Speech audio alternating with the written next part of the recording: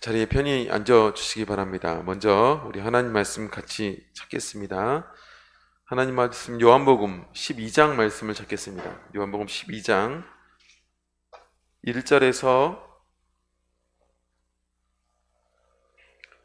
11절까지 말씀. 요한복음 12장 1절에서 11절까지 말씀을 찾겠습니다.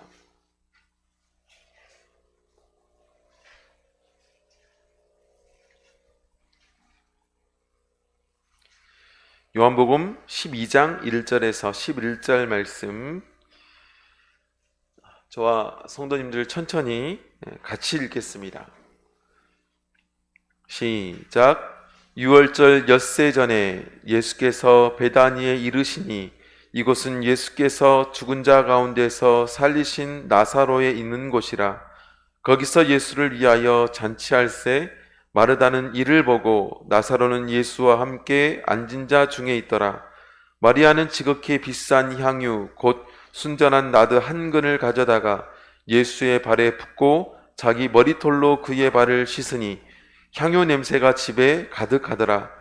제자 중 하나로서 예수를 잡아 줄 가룟 유다가 말하되 이 향유를 어찌하여 300데나리온에 팔아 가난한 자들에게 주지 아니하였느냐 하니, 이렇게 말함은 가난한 자들을 생각함이 아니요 저는 도적이라 돈꾀를 맞고 거기 넣는 것을 훔쳐 가미러라.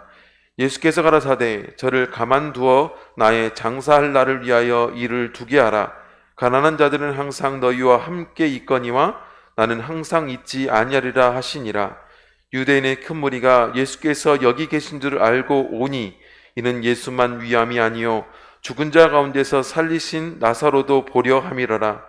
대제사장들이 나사로까지 죽이려고 모의하니 나사로 까닭에 많은 유대인이 가서 예수를 믿음이러라. 아멘.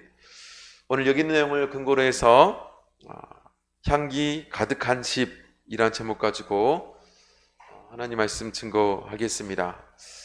오늘 시간에 우리 안식일을 맞이해서 또 추석 명절을 맞이해서 우리 각처에서 또 가족들이 우리 의정부를 방문해 주신 분들이 계시죠. 우리 임채동 집사님 가족분들, 우리 지수 아버지도 와주셨고 천안에서 우리 식구들도 와주셨습니다. 자녀들은 여기 있는데 우리 지수 아버님이나 천안 식구들도 위에 있으신 것 같아요. 주님 안에 앞에서 환영합니다. 또한 승환이가 또 오랜만에 이렇게 왔네요. 주님께 감사드리고요. 그리고 동부에서 대방에서 혜영 자매님 와주셨죠. 그리고 제가 보지 못한 분이 있을지 모르겠습니다. 어쨌든 각지에서 우리 안식일을 지키고자 나오신 모든 성도님들, 하나님께서 그 마음 가운데 함께 해주셔서 크신 축복과 은혜 또 주시는 그런 귀한 하루 되시기를 간절히 원합니다. 오늘 시간에는 행복에 대한 내용을 좀 생각해 보고자 합니다. 사실 우리가 생각하는 또 관념 가운데 있는 행복과 실제적으로 우리가 발견하는 행복이 많이 다른 것을 느끼게 됩니다. 제가 행복하면, 또는 행복한 가정하면 생각나는 그런 안데르센 동화가 있는데, 그게 뭐냐면 한 마을에 두 가정에 대한 이야기입니다. 한 가정은 굉장히 부유한 가정이었고, 또 남편이 열심히 또 큰 일을 해서인지 모르겠지만 전혀 불편함 없이 경제적으로도 그렇고 또 인원적으로 적은 식구이다 보니까 또 잘 살 수 있는 그런 가정이었습니다. 근데 외부적으로 경제적으로도 또 인원적으로 큰 불편함 없이 사는 가정이었기 때문에 그 가정은 행복한 가정이다 라고 생각되어질 수 있는데, 근데 그 가정은 날마다 싸움 소리가 나는 그런 가정이었습니다. 매일마다 자녀와 부모 간에 싸우고 또 부부 간에 싸우는 이런 가정이었다라는 것이죠. 근데 그 이웃집에 또한 한 가정이 있는데 3대가 모여 사는, 어찌 보면 외적으로 볼 때 이 가정은 행복할 수 없는 그런 가정의 구성, 그런 조건들을 가지고 있는 가정이었습니다. 가정도 굉장히 수도 많고 3대가 모여 있기도 하고 또 가난한 가정이었습니다. 누가 보기에도 두 가정을 비교해 볼 때 행복한 가정은 그 돈 잘 버는 가정이고, 또 불행한 가정은 3대가 모여있는 그런 가난한 가정이라고 말할 수 있는데, 실제적으로 나타나는 모습은 정반대였습니다. 이 돈 많은 가정은 굉장히 불행한, 맨날 싸움만 일어나는 가정이었고, 또 굉장히 가난한 가정은 날마다 웃음소리와 노랫소리가 넘쳐나는 그런 가정이었다라는 것이죠. 그래서 이것이 신기해가지고 이 부자의 가정의 가장이 가난한 가정의 가정을 방문했습니다. 도대체 이 가정이 왜 이렇게 행복한지에 대해서 묻고자 그 가정의 가장을 찾아서, 도대체 당신네 가정은 왜 이렇게 즐겁고 행복한 그런 목소리만 나오는 것이요, 내가 볼 때 이 식구도 많고 또 돈도 잘 못 버는 그런 가정인데 도대체 왜 그러는 것이요? 라고 물었어요. 그랬더니 멋쩍게, 도대체 우리 가정은 왜 행복한지 잘 모르겠지만 한 가지 만약 이야기를 하라면 이것 때문인 것 같소 라고 하면서 한 가지 이야기를 했는데, 그게 무엇이었냐면, 우리 가정은 다 잘못한 사람만 있어, 이렇게 얘기를 했다는 거예요. 그게 도대체 무엇이 뭐냐, 뭐 장난하는 것도 아니고, 뭐 잘못한 사람이 많으면 당연히 서로 왜 그렇게 하냐라고 이렇게 핑계대고 이런 일이 더 많을 텐데 왜 그러냐고 물었더니 이런 얘기를 하는 것입니다. 사실은 어제 이런 일이 있었어, 또 이것 때문에 너무 서로 행복하고 또 웃었던 그런 기억이 있는데, 그게 뭐냐면 내가 물을 마시다가 이것을 다 마시지 않고 방 바닥에 그걸 내려놨다는 거예요. 그런데 그 내려놓은 것을 잘 알지 못하고 그 집사람이 그것을 지나가다가 그 물컵을 엎질러 버렸습니다. 그러니까 확 이렇게 물이 쏟아졌겠죠, 방바닥에. 그랬더니 그 어머니가 그걸 보면서 이런 얘기를 했습니다. 며느리야, 미안하다. 내가 아까 애비가 물 마시다가 만 걸 그냥 내려놓은 걸 내가 봤는데 그걸 내가 치워놓지 못해가지고 이렇게 네가 치게 되었다고. 내가 미안하다고. 내가 치워놨으면 이런 일 없었는데 내가 미안하다고, 이런 얘기를 했어요. 그랬더니 며느리가 이런 얘기를 합니다. 어머니, 무슨 말씀이세요? 내가 이거 치지 않았으면 이런 일도 없었는데 미안합니다. 제가 죄송해요. 제가 좀 더 조심했으면 이런 일도 없었을 건데 제가 죄송해요. 그랬더니 남편이 그 얘기를 듣고 뭐라 했겠어요? 어머니, 제가 죄송합니다. 여보, 내가 미안해. 내가 물을 마시고 이걸 주방에 갖다 놨는데 괜히 그다 내려놔가지고 이런 일이 벌어졌네?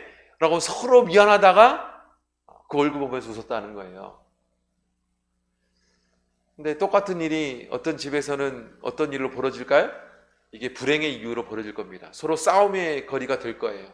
근데 한 가정에서는 이것이 서로 웃고 즐길 수 있는, 서로의 사랑을 확인하는 일이 되더라. 어떻게 보면 우리 관념상에서 생각해 볼 때 가정의 행복, 삶의 행복이라는 것이 이런 조건들이 구성되어야 행복하다라는 조건의 그런 생각들이 있습니다. 관념들이 있지요.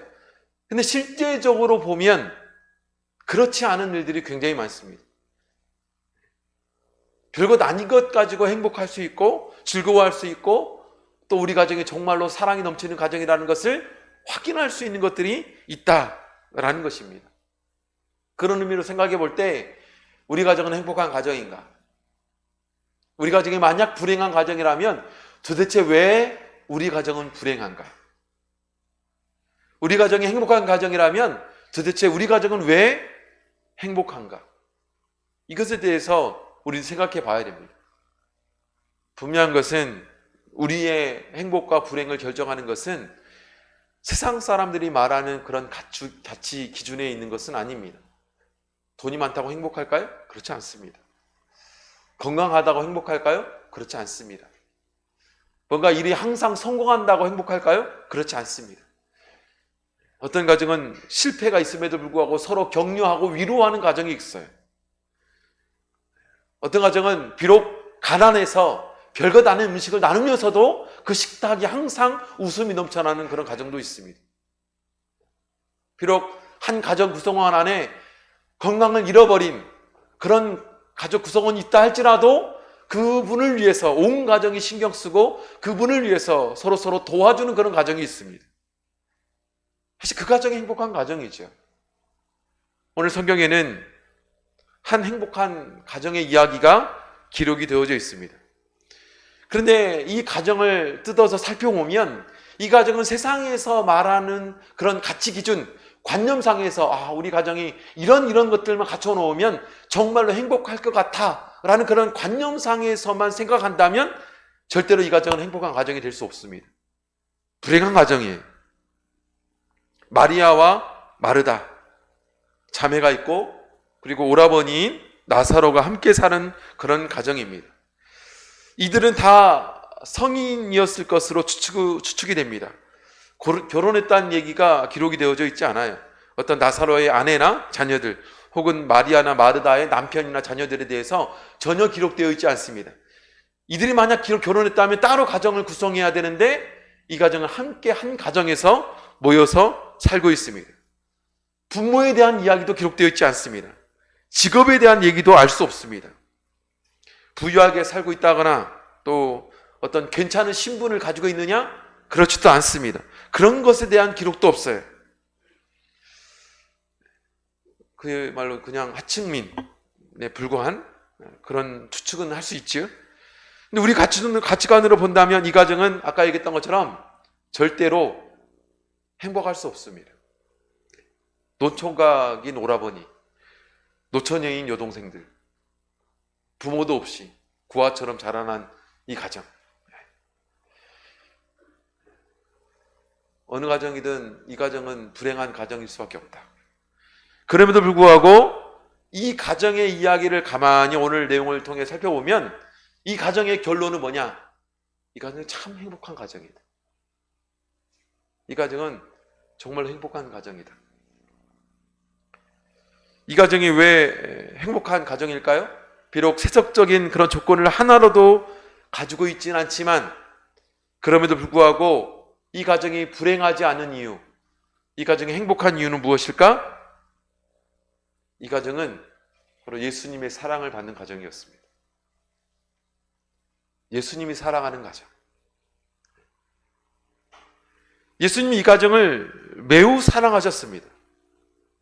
예수님의 공생애 가운데 3번 이상 여러 사건들이 기록되어 있지만 이 가정에서 일어난 사건들만 3번 이상 나타나고 있습니다. 즉 베단이라는 지역, 즉 예루살렘에 가까이 있는 갈릴리에서 예수님이 주로 사셨던 거점을 두었던 곳이 어디냐면 갈릴리라는 곳인데, 명절이 되거나 어떤 일이 있을 때 예루살렘을 가기 위해서는 반드시 베다니를 거쳐야 되고, 예수님은 베다니라는 지역을 거칠 때마다 반드시 머물렀던 곳이 있는데 어디였느냐? 이 가정이었습니다. 이 가정에 머물고자 하셨고 그만큼 예수님이 이 가정을 사랑하셨습니다. 그래서 이 가족 구성원들 나사로와 마르다와 마리아는 예수님을 모시기를 정말 즐겨했던 사람들이었고, 예수님을 모셔서 예수님을 통해서 위로받고 격려받고 이런 것들을 경험하는 그런 가정이 이 가정이었습니다. 오늘 본문도 예수님이 이 집에 찾아가신 이야기가 기록이 되어져 있지요. 우리 3절 말씀을 다시 한번 읽어보도록 하겠습니다. 3절 말씀. 3절 말씀 같이 한 목소리로 읽겠습니다. 시작. 마리아는 지극히 비싼 향유 곧 순전한 나드 한 근을 가져다가 예수의 발에 붓고 자기 머리털로 그의 발을 씻으니 향유 냄새가 집에 가득하더라. 집에 가득하더라. 이 내용은 너무나 유명한 이야기죠. 온전한 헌신의 모범 같은 내용이 마리아가 자신의 결혼을 위해서 준비했던 향유, 자신의 앞날을 위해서 준비했던 향유를 온전히 예수님 발 앞에 와서 그것을 붓고 자기 머리털에 묻혀서 예수님의 발을 닦아냈던 그 순전한 나드 향만큼이나 순전한 바로 헌신이 기록되어져 있는 그 일이 기록되어져 있는 내용이 본문의 내용입니다. 이 사건이 벌어진 이후에 이 집에 온통 가득했던 냄새가 뭘까요? 향유 냄새죠. 향유 냄새. 마리아의 헌신 덕분에 이 가정이 넘쳐나는 게 뭐냐? 향유 냄새, 정말로 좋은 냄새가 풍겨나는 가정. 성경에서는 우리 고린도전서에서도 말씀해주고 있지만 사람의 삶을 냄새로 표현합니다. 어떤 삶이건 냄새가 있습니다. 어떤 삶은 정말로 좋은 냄새가 나는 삶이 있죠. 좋은 냄새가 나는 삶. 사람들이 그 근처에만 가도 그 좋은 냄새 덕분에 기분이 좋아져요. 그런 사람들 있잖아요. 사람 만나면 그 사람 만나는 것만 해도 기분이 좋습니다. 얼굴만 봐도 기분이 좋아요. 그 사람과 같이 하는 것만 해도 기분이 좋습니다. 그런 사람은 좋은 향기가 그 삶에 있어요. 그죠? 좋은 향기가. 가정도 그렇습니다. 어떤 가정은 좋은 향기가 납니다. 이 가정과 같이 하는 가정, 이 가정을 보는 것만으로도 기분이 좋아요. 그런데 반대로 악취가 나는 사람도 있습니다. 악취가 나면 우리는 고개를 돌리죠. 저 사람과 함께하고 싶지 않아요.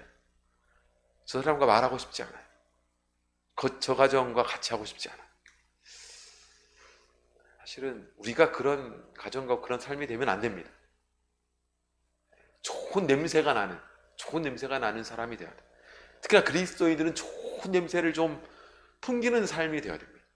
그리스도의 향기, 그리스도의 냄새, 그리스도 하나님을 믿는 사람다운 냄새, 그 향기, 그게 넘쳐나야 되는데 사실은 이 가정이 그런 가정이었죠.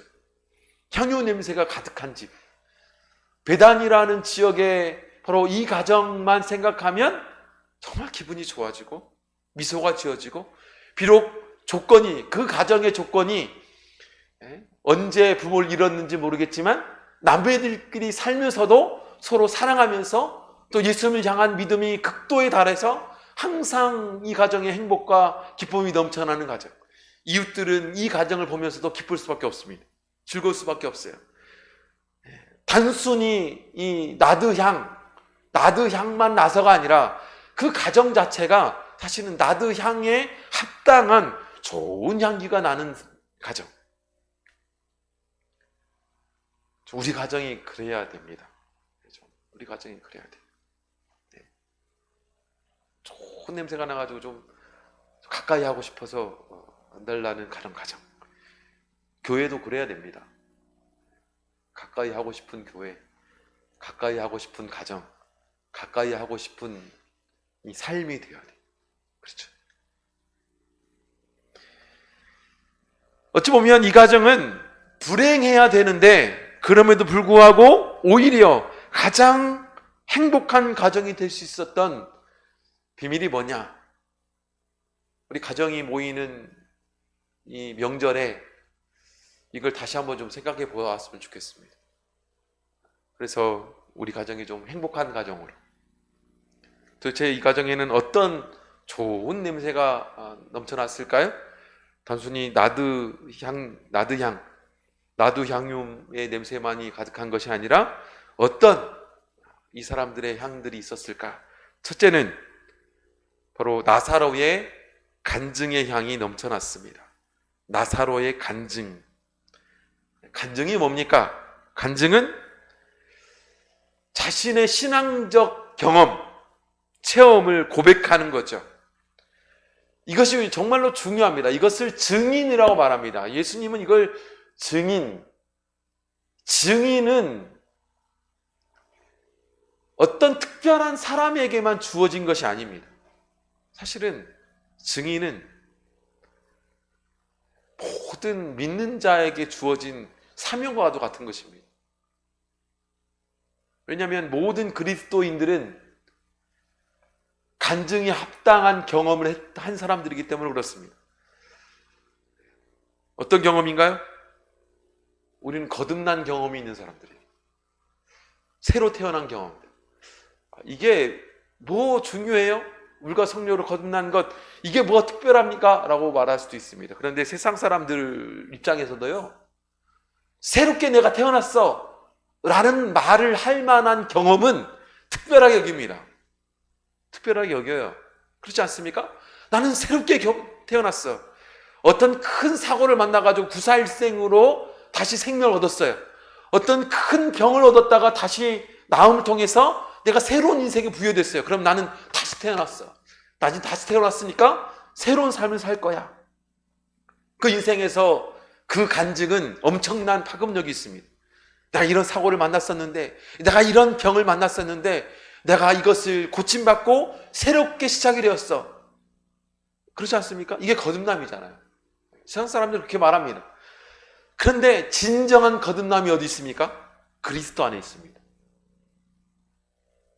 예수 그리스도의 피로 말미암아 우리가 세례받았고, 세례로 말미암아 우리의 죄인된 삶이 벗어나 새로운 사람, 새로운 영혼이 되었습니다. 그 안에 우리는 하나님의 영이 우리 안에 거하는 엄청난 성령의 경험, 그걸 통해서 하나님의 자녀가 되고 하나님의 아들이 되는 엄청난 거듭남이 우리에게 주어졌습니다. 예수님은 그것을 뭐라고 말하냐? 우리 사도행전 1장 보겠습니다. 사도행전 1장 8절 1장 8절 같이 읽겠습니다. 사도행전 1장 8절 시작. 오직 성령이 너희에게 임하시면 너희가 권능을 받고 예루살렘과 온 유대와 사마리아와 땅끝까지 이르러 내 증인이 되리라 하리라. 내 증인이 되리라. 간증은 증인으로서의 모습을 말합니다. 증인은 내가 경험한 예수님이죠. 그게 간증이에요. 간증이 별게 아닙니다. 우리 간증하면 아까 얘기했던 것처럼 특별한 경험, 우리 간증 가운데 특별한 경험은 좀 죽었다가 살아나야 되고, 그렇죠? 완전히 망했다가 다시 한번 시작해야 되고, 이게 이제 특별한 경험이라고 말하죠. 근데 성경에서 말하는 증인으로서의 삶은 뭐냐? 예수님을 증거하라는 겁니다. 예수님 뭘 증거하라는 거예요? 예수님을 경험한 겁니다. 예수님을 경험한 거예요. 우리에게 있어서 예수님의 가장 큰 경험이 뭡니까? 사실 물과 성령으로 거듭난 것입니다. 예수님이 죽어주심으로 내가 세례받아서 새로운 사람이 되었어요. 우리 안에 예수님의 영이 들어와 계셔요. 이 엄청난 경험입니다. 이거 증거하라는 거예요. 이게 증거하는 게 전도입니다. 여러분, 전도가 별게 아닌 거 아니에요. 별게 아니에요. 내가 경험한 거 전하는 게 전도라고요. 그게 간증입니다. 그게 간증이에요. 그래서 그래서 나에게 역사하신 예수님, 나에게 이런 경험을 주신 예수님, 그걸 증거하는 것, 그게 간증입니다. 그게 간증이에요. 그래서 예수님이 드러나죠. 그런 예수님이 드러나죠. 나의 삶으로 증거된 예수님, 그렇죠? 예수님이 가장 바라시는 겁니다. 예수님이 어떻게 드러나길 원하시느냐? 어떻게 드러나길 원하시느냐? 사실은 예수님은 딱 예수님이 마치 천사처럼 막 하늘에 나타나가지고, 어떤 천사처럼 예수님이 막 목소리 나타내가지고 막 이렇게 이런 증거, 이렇게 나타나기를 원하시는 게 아니라 사실은 성도님들의 삶으로 증거되길 원하시는 거죠. 예수님 그렇게 나타나십니다. 성경에서 사실은 결국엔 예수님이 역사라는 것이 어떻게 역사해요? 사람 통해 역사하십니다. 사람 통해 역사하세요. 그걸 좋아하세요. 그러면 그것을 우리는 어떻게 하냐? 고백하는 겁니다. 예수님이 내 삶에 이렇게 나타나서 이렇게 역사하셨어요. 이걸 고백하는 것이 전도이고, 이것이 증거고, 이것이 간증이죠. 이걸 그렇게 말하는 것을 뭐라고 말하느냐? 하나님께 영광을 돌린다라고 말하는 거예요. 하나님께 영광을 돌린다라고 말하는 겁니다. 이것이 내가 잘해서 그랬어요 하면 이제 문제가 있죠. 그런데 하나님이 내게 이렇게 주셨어요 라고 말하는 것입니다. 그게 간증이고, 그게 하나님께 영광을 돌리는 것이고, 하나님은 그렇게 일을 하세요. 하나님은 그렇게 일을 하십니다. 그런데 이 나사로는 이 가정의 가장이고 오라버니잖아요. 부모가 없는 가운데 이 오빠인 나사로는 이 가정의 기둥과 같은 사람이었습니다. 그런데 이 가정에 엄청난 경험을 가질 수 있는 사건이 벌어졌었지요. 11장에 기록되어 있습니다. 이 가정에는요, 어느 가정과도 같이 때로는 큰 불행이 우리 가정에 닥치기도 하잖아요. 그런 불행이 이 가정에 닥쳤습니다. 하늘이 무너지고 땅이 꺼질 만한 큰 아픔, 이 아픔이 이 가정에 찾아왔죠. 오라버니인 나사로가 죽었습니다. 나사로가 죽었어요. 마리아와 마르다, 이 자매들에게 있어 오라버니인 나사로, 가장입니다. 부모와 같은 존재. 그런 오라버니가 죽었습니다. 얼마나 기구한 이야기입니까? 그들이 얼마나 절망하고 시리에 빠질 수밖에 없는가. 마리아 행동을 보면 알 수가 있습니다. 요한복음 11장 5절을 보겠습니다. 요한복음 11장 5절. 11장 5절.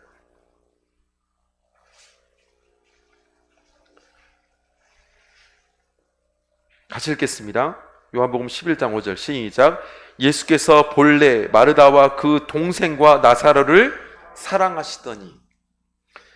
예수님은요, 이 가정을 정말로 사랑하셨습니다. 특별히 눈이 가는 가정. 이거 보면 예수님의 마음에는 사람의 마음이 있습니다. 그러니까 참 귀하죠. 우리 형편을 아세요. 누가 봐도 불쌍한 이 가정. 그렇죠? 근데 이 가정에 불행이 닥쳤는데 우리가 생각하면 많은 비밀들이 사실은 풀리는 내용이기도 해요. 무슨 얘기냐면 예수님이 사랑하는 가정도 불행이 오네요. 네? 예수님이 사랑하는 가정도 불행이 오네요. 그러기도 해요. 예수님이 비록 사랑하는 가정이지만 그런 불행을 허용하신 데는 이유가 있습니다. 4절 보겠습니다. 4절. 3절 4절 같이 읽을게요. 3절 4절. 11장 3절 4절 같이 읽겠습니다.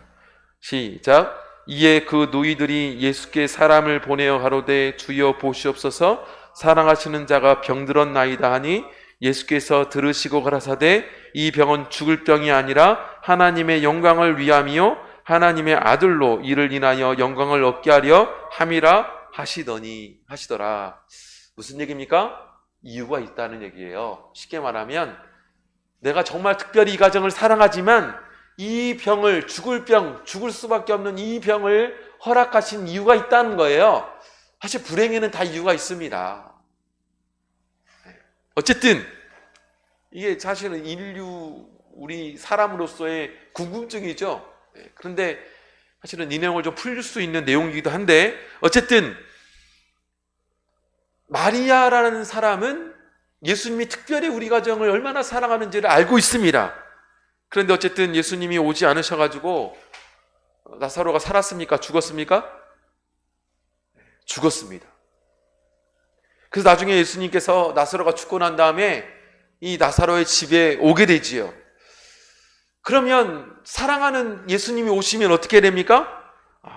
얼른 가가지고 예수님을 맞아야 되잖아요.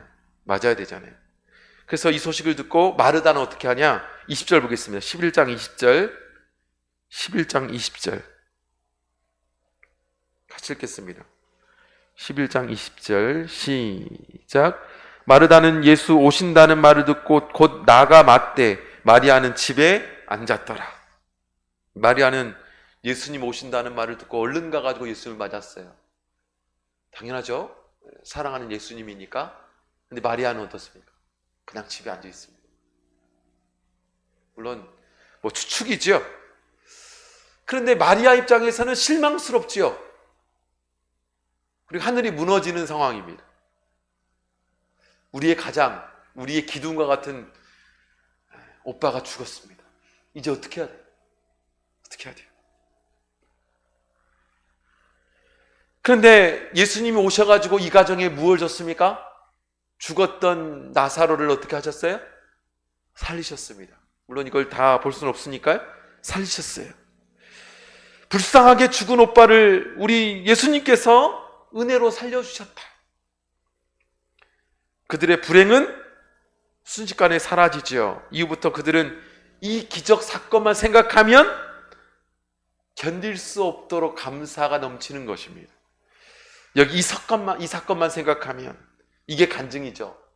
예수님이 이런 불행의 사건 가운데 어떻게 역사하셨냐?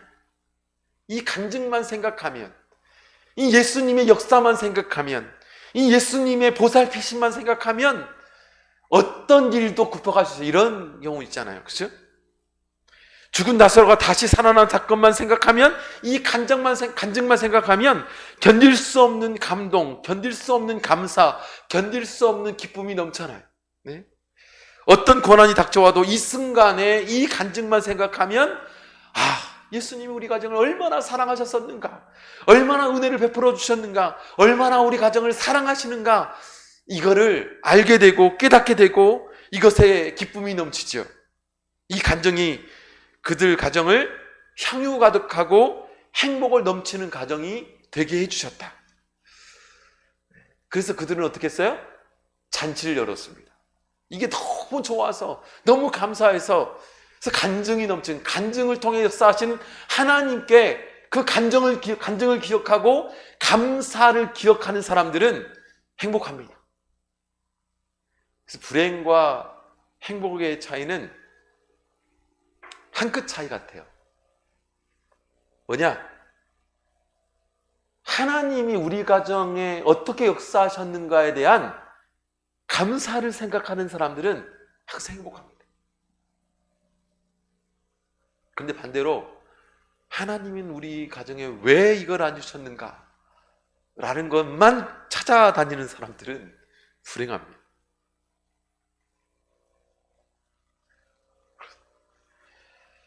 이 가정은 우리 오라버니를 살려주시는 예수님이 너무 고맙고 너무 감사했어요. 그래서 예수님을 초청하고 마을 사람들을 초청해 잔치를 베풉니다. 잔치를 베풀어요. 그래서 이 잔치가 어떤 결과를 가져오게 했는가요? 우리 12장 9절 보겠습니다. 9절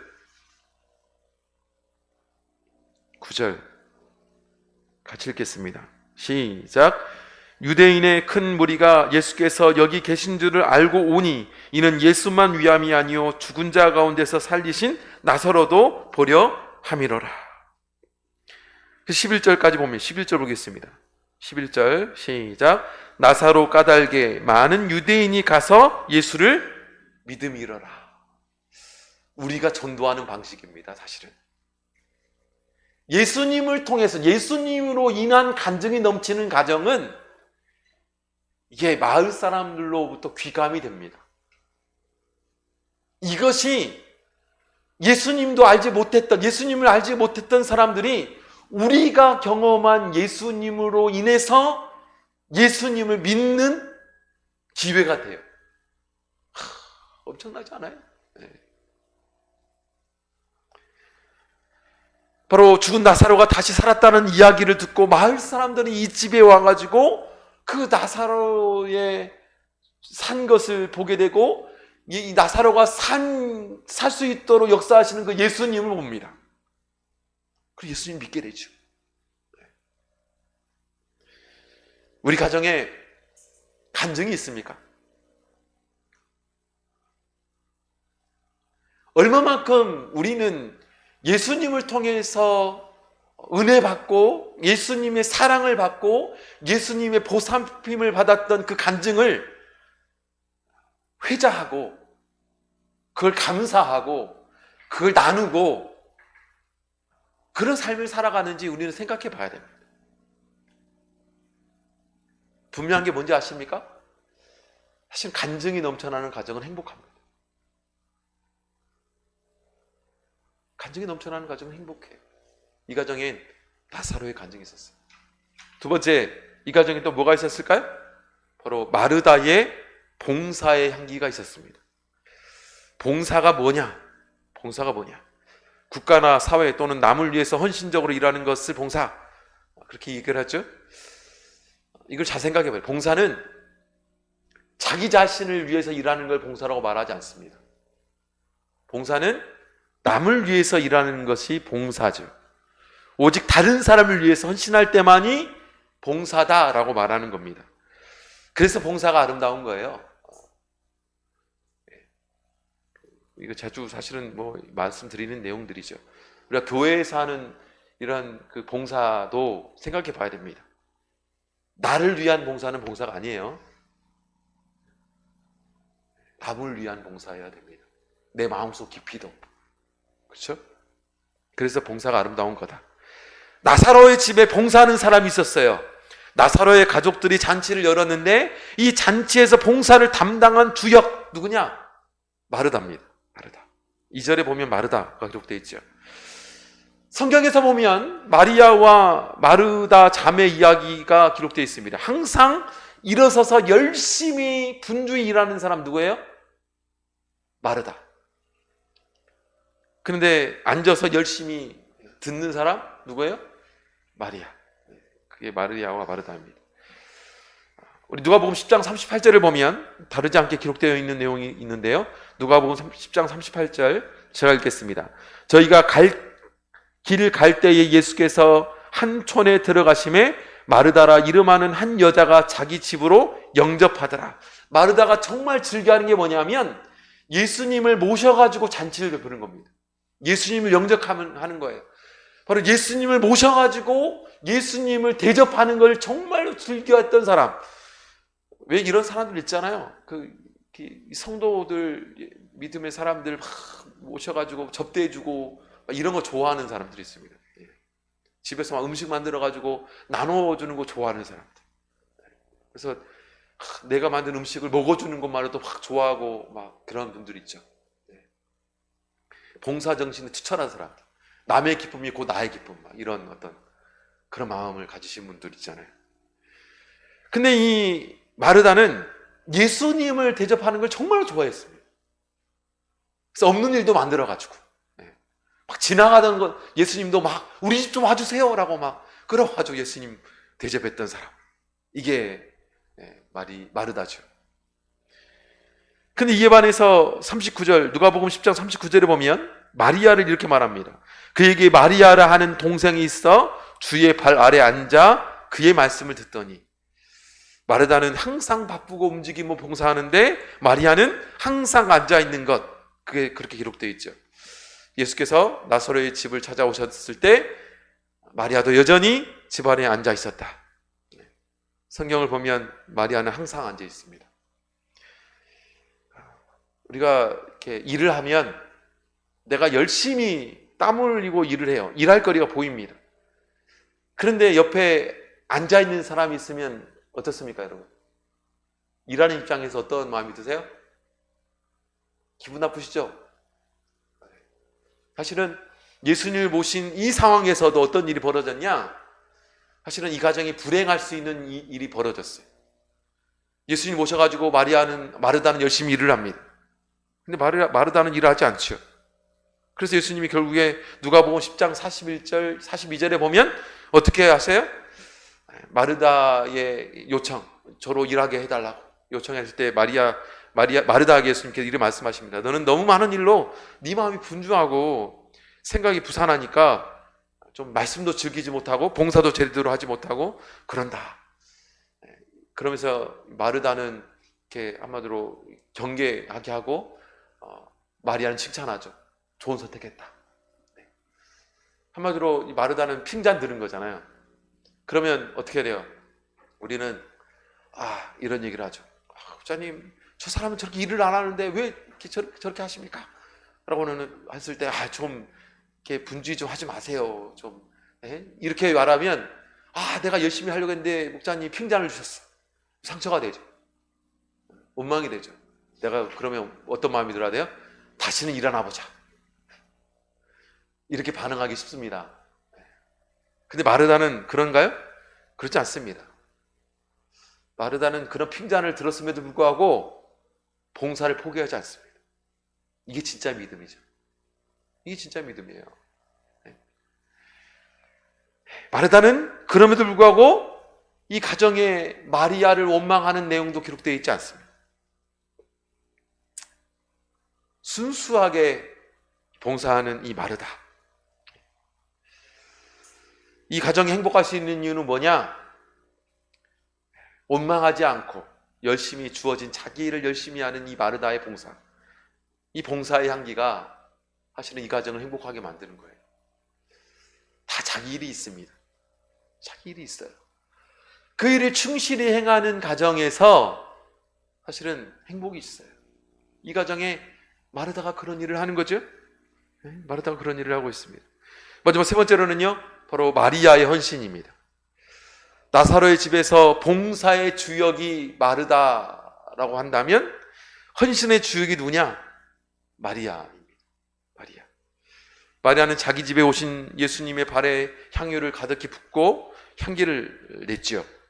마리아가 향유를 가득히 부었을 때 향유 냄새가 예수님에게서 향기롭게 나기 시작하고, 또한 향유를 부었던 마리아에게도 이 향기로운 향유 냄새가 바로 가득한, 온 가정에 이 향유 냄새가 가득한 향기로운 냄새, 순식간에 온 집에 가득하게 되는, 마리아는 예수님께 향유를 붓고 자신의 머리털로 예수님의 발을 씻었던 사람.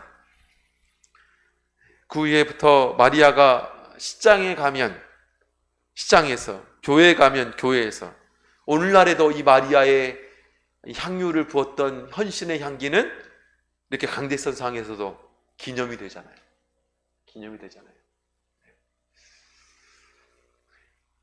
마리아의 칭찬은 예수님 사실은 기념된다, 나중에 기념이 된다고 말하죠. 여러 가지를 준비했던 이 마리아의 헌신, 사실은 오늘날 우리 가정에 마리아의 헌신이 있는가 고민해야 되죠. 헌신이라는 것은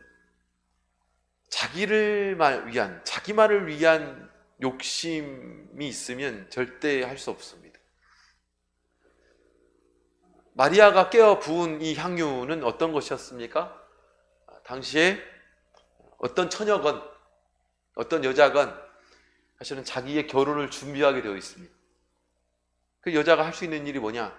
하루 이삭죽기해서 번, 하루 일품 난일 가서 번, 얼마 되지 않는 정말로 작은 금액의 돈을 바로 이 향유로 바꿔가지고 차곡차곡 모으는 것입니다. 그럼 이것을 모아가지고 결혼 때 가까워지게 되면 어떻게 되냐면 이것을 팔아다가 결혼 자금으로 쓰는 거예요.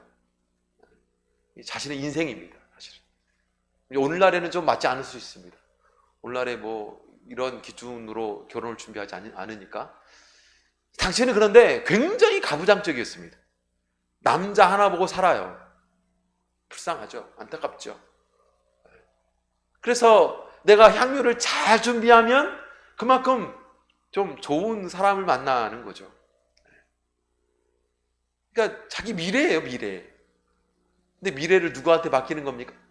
지금 예수님께 맡기는 겁니다. 이게 사실은 헌신이에요. 이게 헌신입니다. 이게 안 되면 헌신이 안 됩니다. 근데 이 가정을 왜 예수님이 사랑할 수밖에 없는가?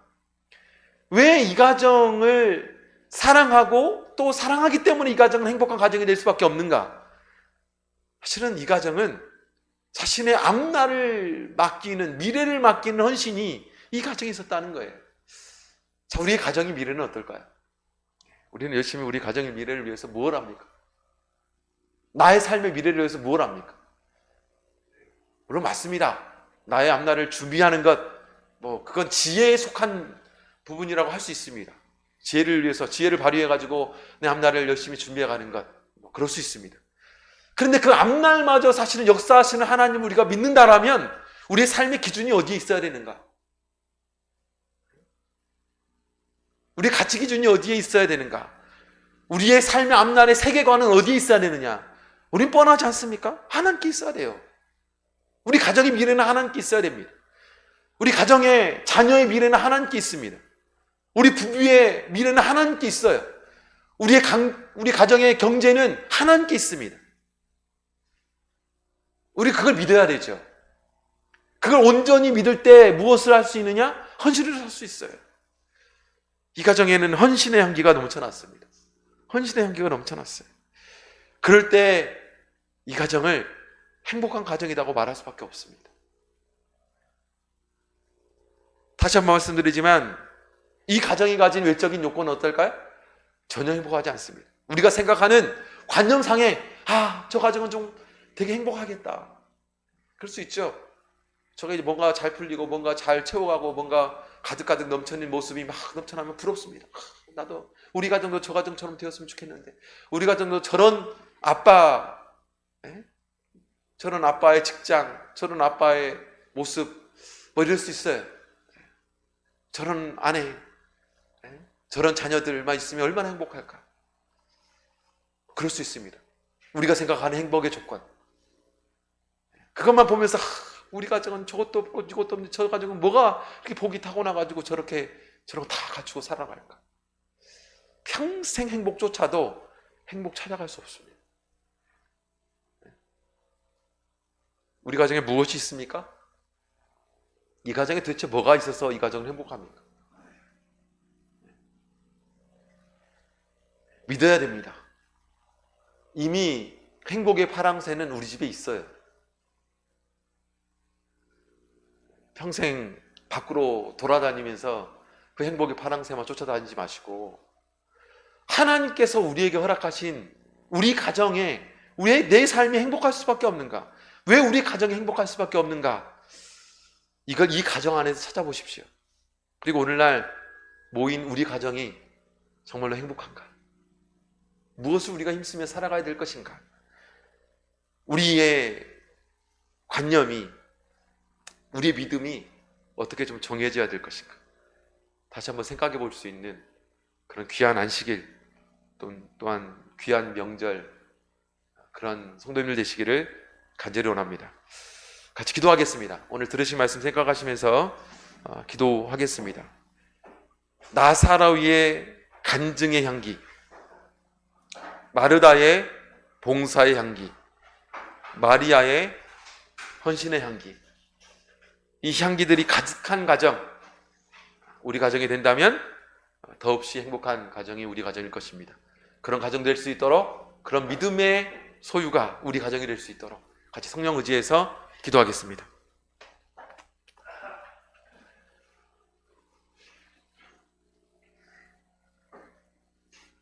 할렐루야. 주 예수 그리스도의 이름으로 기도하옵나이다.